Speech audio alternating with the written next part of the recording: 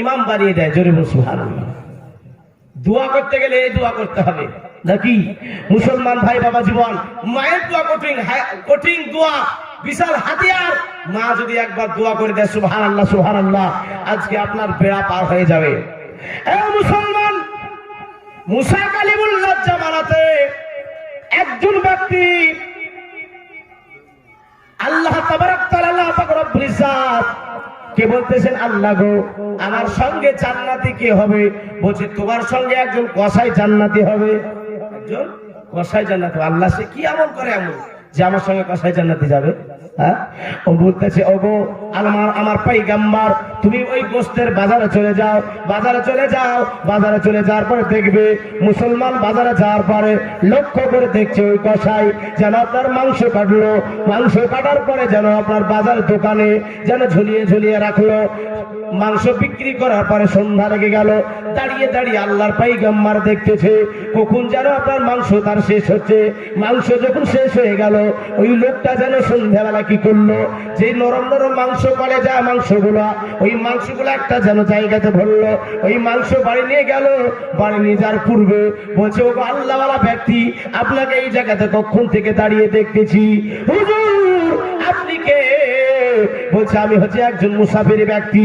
আসলে ওর বাড়ি যাওয়ার জন্য বলতেছে আমি একজন মুসাফির ব্যক্তি। বলে হুজুর কিছু মনে করবেন না, আমার বাড়িতে আপনাকে মেহমান স্বরূপ নিয়ে যেতে চাই, আপনি কি যেতে রাজি? বলে হ্যাঁ হলে ভালো হয়। এবার বাড়ি নিয়ে গেলেন, দুইটা আপনার কোয়ার্টার রয়েছে, দুইটা ঘর রয়েছে। একটা ঘরে মেহমানকে রাখলো, আর আরেকটা ঘরে মা জননী শুয়ে আছে।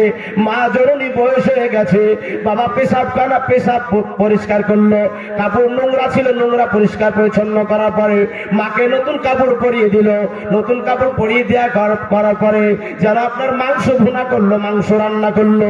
মাংস রান্না করার পরে রুটি তৈরি করলো। রুটি তৈরি করার পরে মা জননীকে বিছানা থেকে উঠিয়ে বসালো। বসানোর পরে মা জননীকে বলছে মা গো মা, ও মা এই নাও রুটি খেতে হবে। রুটিটা যেন মুখে চিবিয়ে চিবিয়ে মায়ের মুখে ভরে দেয়, মাংস চিবিয়ে চিবিয়ে মায়ের মুখে ভরে দেয়। ওই ব্যক্তি এইভাবে খাওয়ানোর পরে মুখটা মুছে দেওয়ার পরে মা গো আপনি শুয়ে যান। ও মা জননী আমার বাড়িতে একটা মেহমান এসেছে, একটু ওই মেহমানদারের খাতির করি, ওই মেহমানের একটু যত্ন করি।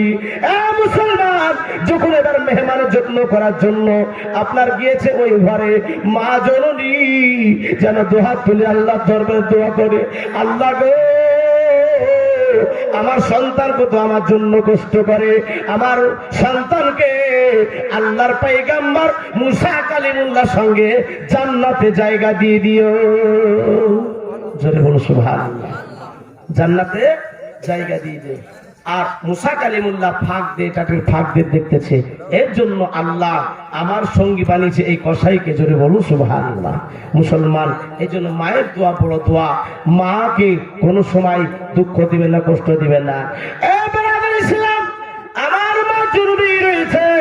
মায়ের কাছে যখন যাই, দুদিন যদি দেরি হয়ে যায়, বেটা কি ব্যাপার তোমাকে কি দেখতে মন চাই না?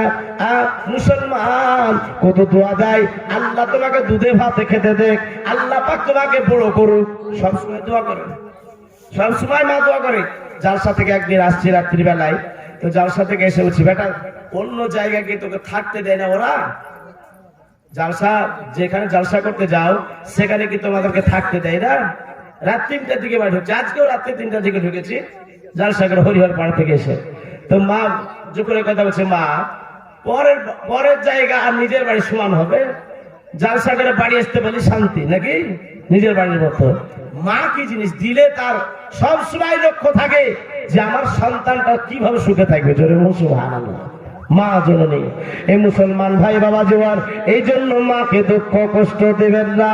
ও মুসলমান আপনারা শুনেছেন আল্লাহর বড় বড় আল্লাহর ওলি হয়েছে মায়ের দোয়াতে, ঠিক কিনা? হ্যাঁ, মায়ের দোয়াতে আপনার আল্লাহর ওলি হয়ে গেছেন। বেরাদার আপনারা শুনেছেন হযরত বাইজিদ বস্তামি রহমাতুল্লাহ আলাইহির কথা শুনেছেন। যখন বাইজিদ বস্তামি রহমাতুল্লাহ আলাইহি শিশুকাল, ছোট্ট কাল, ওই সময়তে মাত্র 10টি বছর বয়স, ওই সময়তে শীতের রাত্রিতে মা জননী বলছে বাইজিদ বেটা আমাকে একটু পানি দাও, এক গ্লাস পানি দাও, পানি খাবো, তৃষ্ণা লেগেছে। ও মুসলমান, এবার যেন ঘরে দেখলো কলসিতে পানি নাই। কলসিতে যখন পানি নাই বাইরে বের হলো। বাইরে বের হওয়ার পরে যেন আপনার কুয়াতে বালতি নামানো, রশ্মি দিয়ে বালতি নামানোর পরে কলসি আপনার বালতিতে করে পানি তোলার পরে কলসিতে পানি ঢাললো। কলসিতে করে পানি নিয়ে আসার পরে গিলাসে পানি ঢালার পরে মাকে এবার পানি পান করাবে। মা জননীর কাছে যায়, মা জননী যেন ঘুমিয়ে গেছে। পানির অপেক্ষা করতে করতে দেখতেছে মা জননী ঘুম থেকে যদি উঠে পড়ে পানি না পেলে আবার কষ্ট পাবে। পানি নিয়ে দাঁড়িয়ে থাকলো। আর যদি মায়ের শিওরে আমি পানিটা রেখে দিই, মায়ের মাথার গোড়াতে পানি রেখে দিই, যদি পানিটা বিছানাতে পড়ে যায় শীতের সময় বাপ কষ্ট পাবে, ঠান্ডা হয়ে যায় বিছানা।